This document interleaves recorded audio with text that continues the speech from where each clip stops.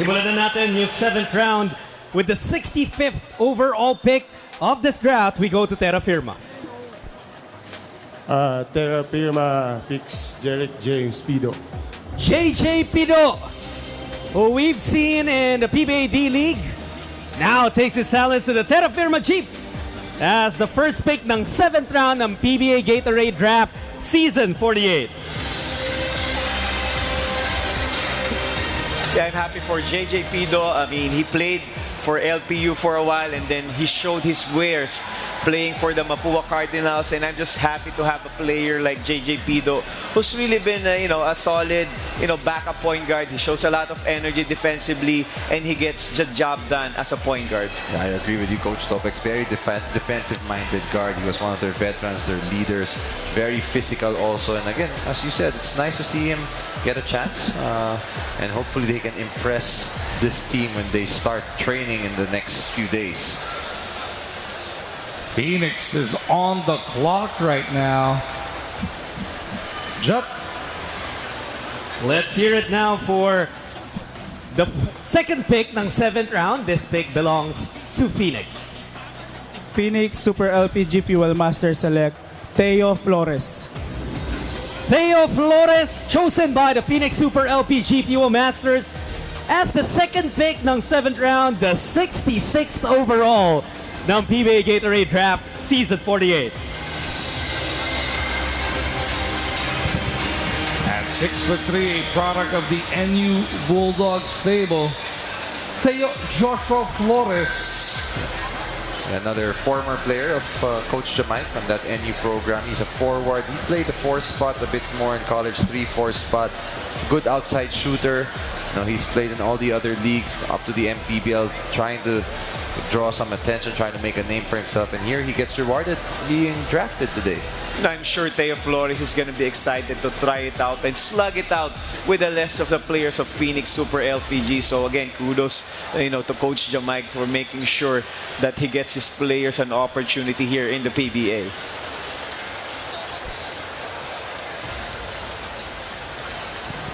He's already the 7th pick para sa Phoenix here in tonight's draft.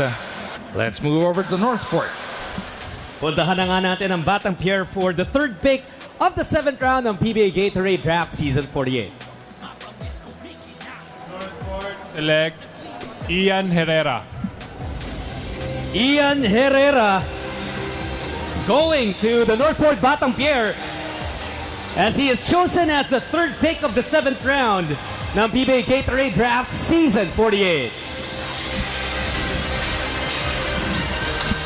Can't go wrong with that 6'6" frame. The 25-year-old out of UST is headed over to the Batang Pierre. Another big man who played there back in the day. Obviously, Coach Pido familiar with the UST program and a lot of the products that they can produce.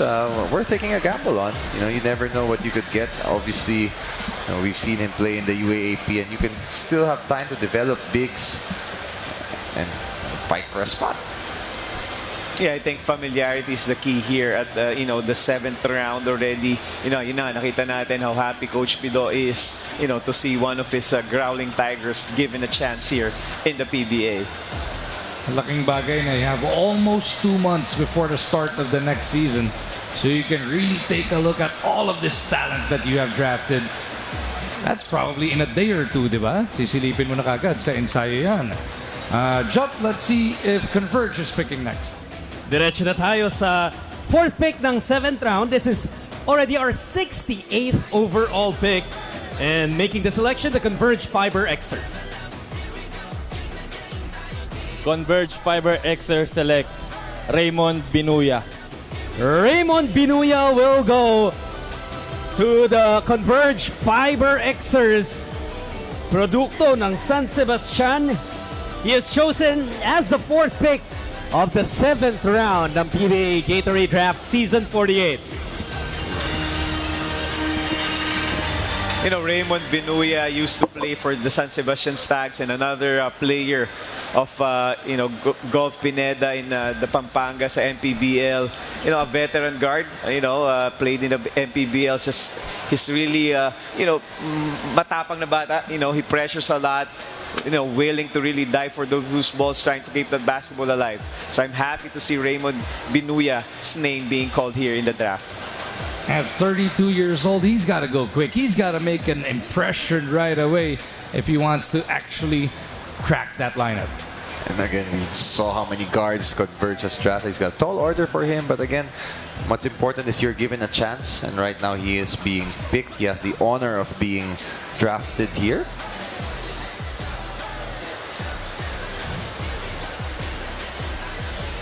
And that is 68 draftees already in the PBA annals. Let's see if Meralco has somebody who can surprise Coach Charles. Let's go now to the next pick of the 7th round, the Meralco Bolts. The Meralco Bolts pass. So Meralco has passed on the 7th round. Diretso na tayo to the next pick, which will be with Magnolia Chicken Templados Hot Shots. Magnolia Chicken Templados Hot Shot, pass. So nag-pass na rin po ang Magnolia here in the 7th round, which leads us to the pick of the San Miguel Beermen. The San Miguel Beermen select JV De La Cruz. JV De La Cruz, who was part of the Beermen's PBA on-tour roster, now being drafted by the same team, the Beermen, with the 5th pick of the 7th round ng PBA Gatorade Draft Season 48.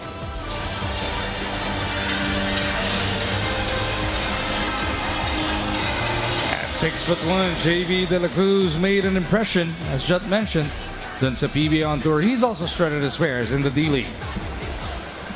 JV De La Cruz, somebody who might be a surprise pick, given this opportunity. Just like what you mentioned, Magu, he played in the PBA on tour for SMB and also showed his wares sa ating PBA D-League.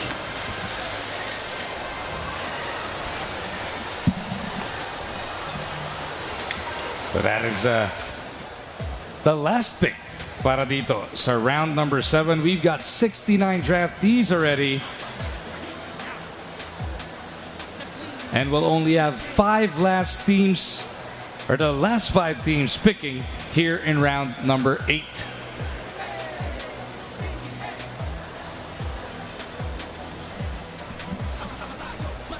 Now we move on to round number 8 ng PBA Gatorade Draft Season 48. Ang unang pipili, and this is gonna be the 70th overall pick of this draft. It will be the Terra Firma G. Terra Firma select Enrique Kaunan.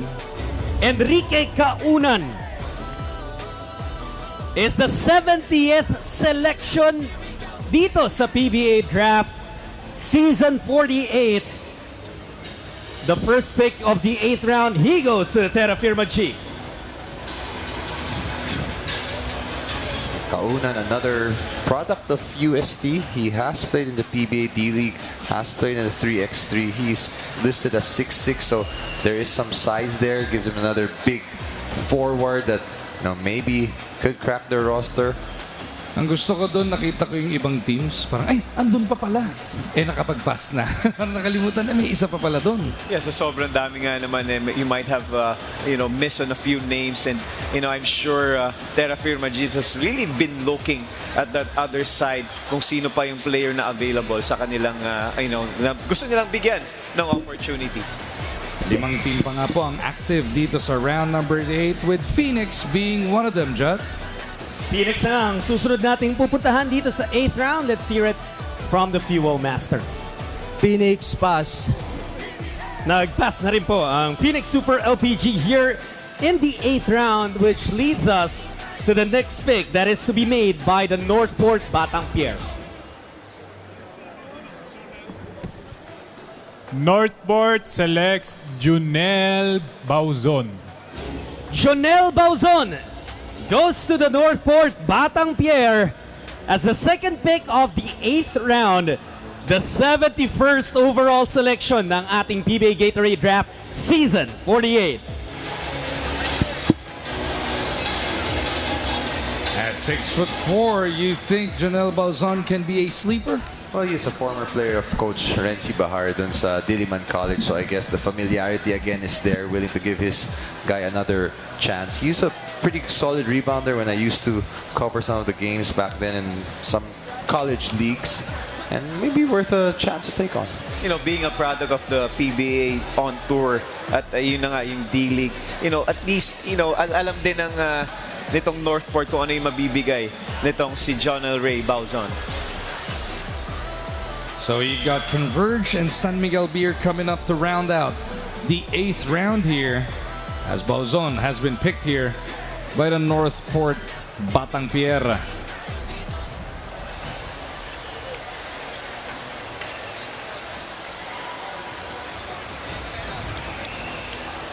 Let's continue with it with Jatsulit. The next pick is to be made by the Converge Fiber Xers. This will be the third pick in round number 8. The Converge Fiber Xers select Michael Jeffrey Garcia. Michael Jeffrey Garcia, representing Angeles, Pampanga, goes to the Converge Fiber Xers, the third pick of the 8th round, pang 72 overall in the PBA Gatorade Draft Season 48.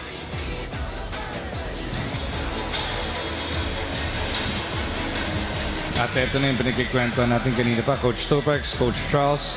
This kid played in the Systems Plus College Foundation, but because of his hard work, will be given a closer look at. Yeah, another success story about to happen. Itong si MJ Garcia, alam niya kung ano yung what it takes to really get a chance to be part dito sa kupunan ng Converge. So I'm sure he's really excited for his name to be called out at makasama ang kanyang mga idol dito sa PBA.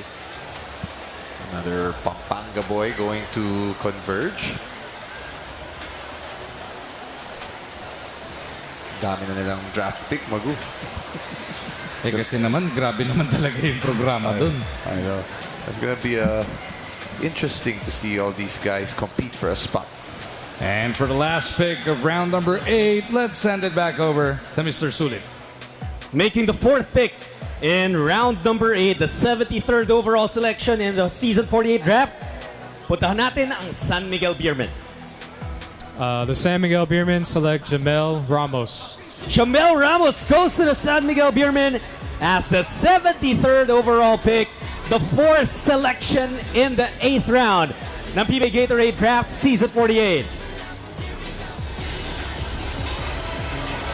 Jamel Diwa Ramos, coming out of Reed High School, listed at 5'8", buck 65, and also from Vallejo, California. Has some family in the stands, I guess, cheering him out. Isa sa mga virtual unknown coming out of California. Let's see if he can make enough noise to make that lineup. You know, another sleeper itong si Jamel Ramos. I'm sure there's something that SMB has seen in this player, and knowing that he's still available makes this opportunity for the Jamel Ramos really worthwhile. Another Bay Area kid getting his name called here on the PBA stage. Now the work begins, especially for these late draft picks. 8 rounds in the books, with only 4 teams selecting now dito sa round number 9. Let's send it back to Jut to see who's next. We started out with 124 dreamers na gustong makapasok at marinig ang mga pangalan nila. We've already called 73 of them. Punta na tayo sa round 9. And the first pick again in this round will be with the Terra Firma G. Terra Firma G passes. And Terra Firma Jeep has withdrawn from this draft in round 9. Diretso na tayo sa pick ng Northport Batampier. Northport selects Jo Marie Lacaste Santos. Jo Marie Lacaste Santos will be the 74th overall pick. Unang tinawag dito sa round number 9. He will go to the Northport Batampier. Another one of the PBA 3x3 guys for Northport. Lacaste Santos is a product of Lyceum. Yeah, he's a player of Coach Bonnie Tan, and I'm sure, playing in the 3x3 for Northport, he's given the opportunity, and I'm sure it's something na pangarap ni Job Lacaste Santos. At 31 years old, it is better late than never to try and get a chance to make a lineup dito sa ating PBA. We've got two more teams coming up dito sa round number 9. Converge and the San Miguel Beermen are trying to make up their minds. They are on the clock talking about Converge. And Judd is just waiting for their pick. Let's now head straight to that next team that you mentioned, Magoo. Converge will be making a pick in the 9th round. Second pick in this round of the draft. Converge. The Converge Fiber Xers select Andre Bert Flores. Andre Flores is gonna be Converge's pick in the 9th round. Second in the 9th round and 75th overall dito sa PBA Gatorade Draft Season 48. So all three Floreses have been picked now dito sa Season 48 draft. And this last one is a product of Ateneo. Yeah, Andre Flores, the son of Coach Bert Flores of FEU before. I've seen him play. He has good size. He's still very young. And hopefully he can show his skills in Converge. He can play both forward spots a bit. He's legitimate 6'5", so worth a shot. Interesting pick for Converge. And that'll lead us to the last pick ng round number 9 with the San Miguel Beermen. On the clock right now. Do they have a pick in, Judd? San Miguel will have a pick here in the 9th round. This will be the 3rd pick of the 9th round and overall 76th selection. So we turn over the floor to the Beermen. This will be our last pick. San Miguel Beermen select Kyt Jimenez. A clear fan favorite, Kyt Jimenez, goes to the San Miguel Beermen as the 76th overall pick, 3rd pick in the 9th round. And as Simon and Cisa mentioned, the last pick of San Miguel in this draft. And that just woke up the Ayala Malls market. Kyt Jimenez, it could be a blessing in disguise for him. He's going to be a part of a team that, I'm sure has him in the future plans. We know what he could bring. We're also a big fan of Kyt Jimenez, and we're just happy that his name finally got called. Yeah, we were just talking about it with Coach Topex, waiting for him to be called, but I'm impressed. That might be the loudest cheers I've heard all day long. Right? He's clearly a fan favorite. Worth a shot, maybe as a 3rd, 4th point guard, and until he can find his way in the PBA.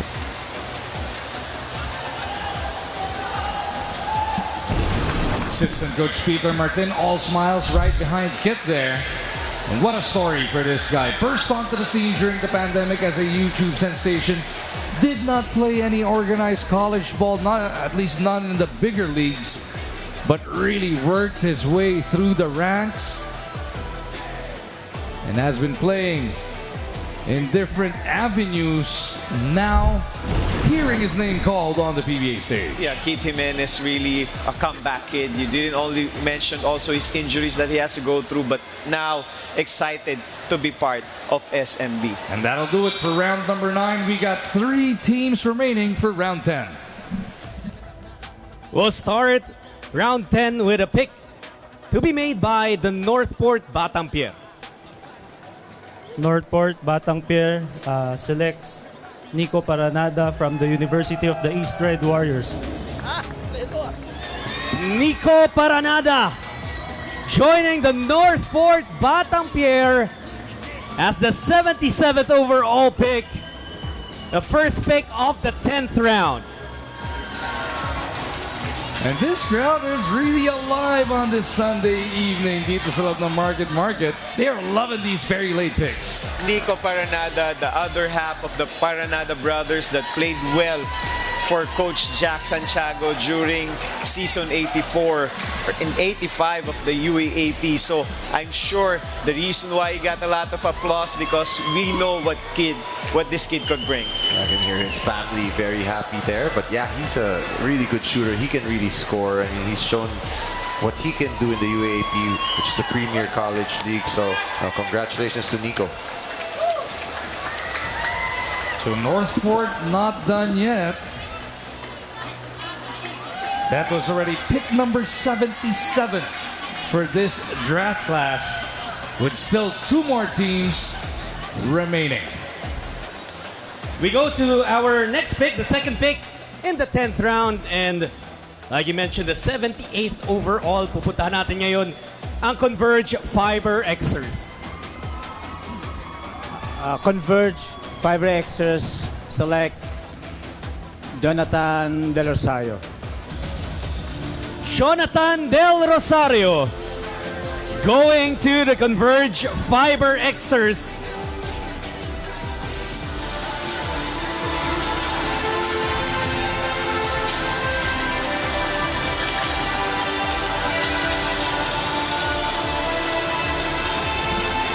Tubong Virac Catanduanes, the 5'10".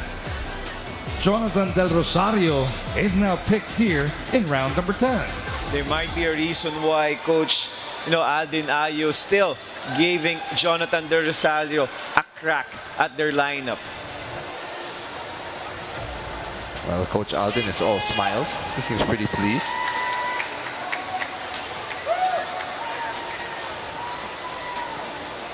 It doesn't get any deeper than this. We are in round number 10, and 2 teams have yet to quit. San Miguel announced earlier that they had their last pick, but you got to make it formal when their turn comes up again, Jet. That's right, Magus. And so we give the floor to the San Miguel Beermen to find out if they are officially passing on this pick.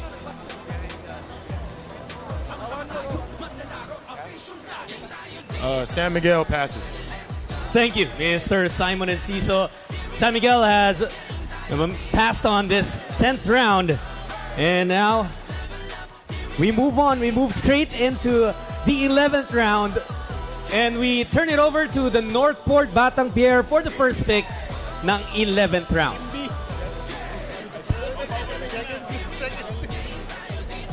Northport select Reggie Boy Basibas. Reggie Boy Basibas, the 79th overall pick of this draft. First pick of the 11th round going to the Northport Batangpier.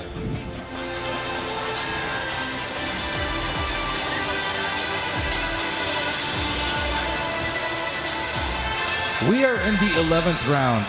If you're still thinking you could put together an entire different team at this point.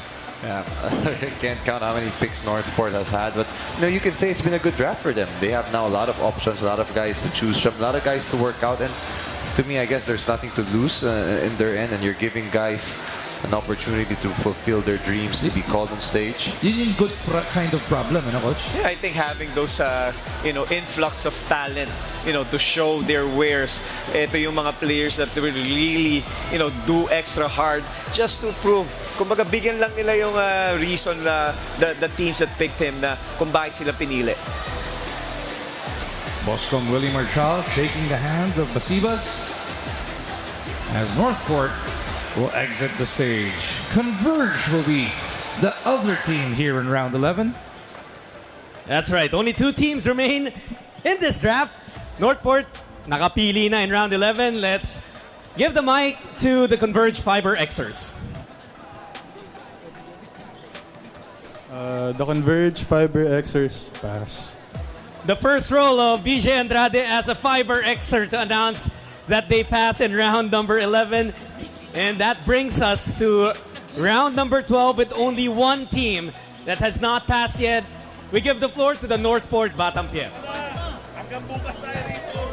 Pass. Thank you, sir, Mr. Arvin Tolentino. And with Northport passing in round number 12, that means this draft is concluded. Congratulations to the 79 draftees. Congratulations to all the teams. Maraming salamat sa mga PBA fans na sumama sa amin ngayon, our friends from the media.